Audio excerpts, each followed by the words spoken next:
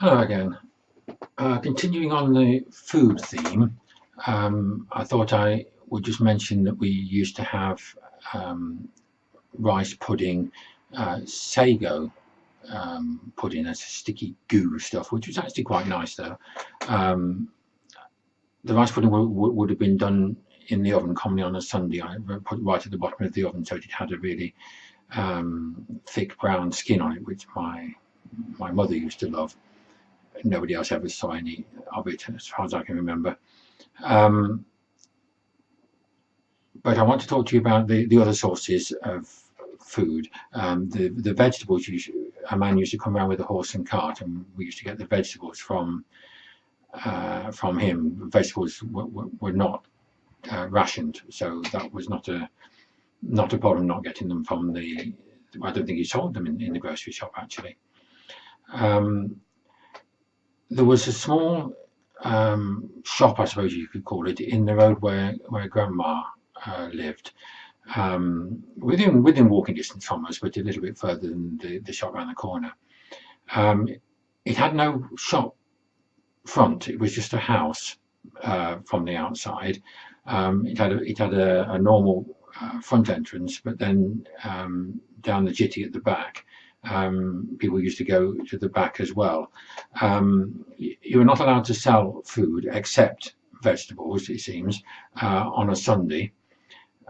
So if you ran out of something on a Sunday, there was no legal way to buy it. I remember once Mama having run out of flour and she couldn't make Yorkshire puddings, and so it was always the thing you sent the child down to the shop I'm talking about, Nan Shefield, she was called, um, to get some flour. On that occasion, I was told to sort of hurry back because well, she wanted the flour to make dinner.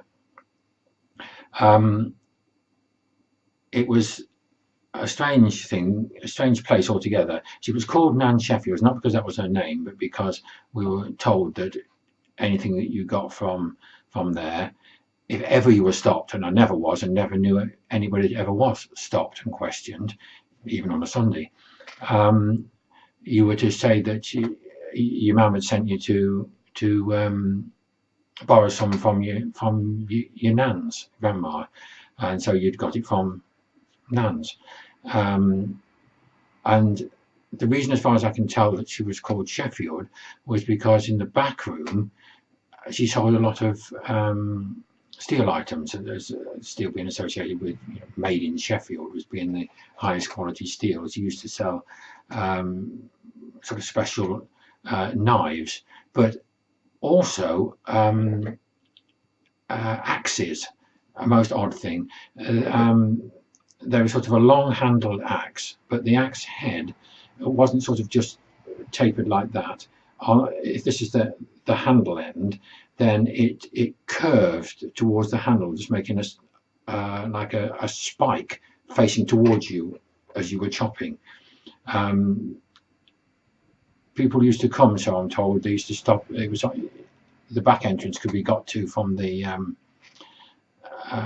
main road, and people used to come to buy these axes from her. They would go down the jitty. She would put it in a sack, and they would go off with their axe. Why it was sort of so kind of clandestine, I've no idea. But you got the definite impression that well, I've said nothing about this now for the last 60 years probably. Um, you felt that it was secret, and yet I can't see why selling axes would be in any way illegal, or nor do I know of anything that were put to any sort of improper purpose. But that's the sort of shop it was. It also sold the raspberry vinegar, which we used to get from there regularly, which only my mother was allowed to have because it was for women's things. And I've just looked it up, in fact. Now, I've never ever questioned this before as to what it was supposed to do. And well, these days, it seems that it's a generally good for you thing. Helps perhaps a little bit if you're on a diet, so that wouldn't have been the case in those days. But it does seem to be an anti fungal and bacteria overgrowth. So I dare say there's all sorts of women's problems that might be a help for. Until today, I never realised it had any connection. Perhaps I had something wrong with it. That this was supposed to cure or keep in check. But then that would be typical of the age that you wouldn't know. And now today I've discovered that's at least a possibility of what it was for. I don't know when any scientific evidence of its usefulness ever came in.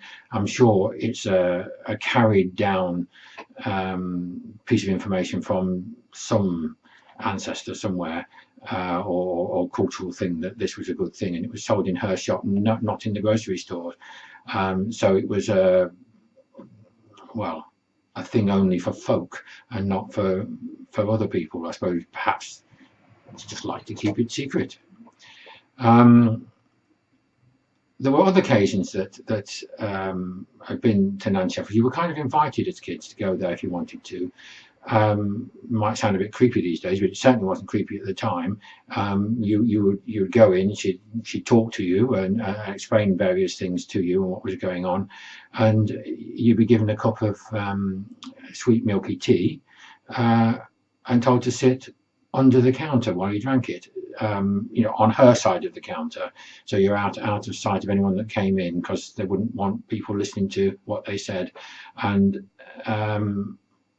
it always seemed to go with that thing that if children were out of sight, they weren't listening to anything. And of course, I was an avid listener to the various tales that were told in her shop. It was quite an attraction. So you'd take a good quarter of an hour to drink your tea, because then you would go, like, it's a most odd thing. You go for a cup of tea where instead of playing, but that's what, well, it wasn't that often, but from time to time I used to do, and sometimes you'd see somebody else there as well, and the two of us would sit under the table, and if somebody came in the shop, which was often, then you would just be silent.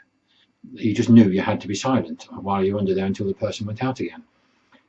Very odd thing, really. So at that point, I'll say bye for now.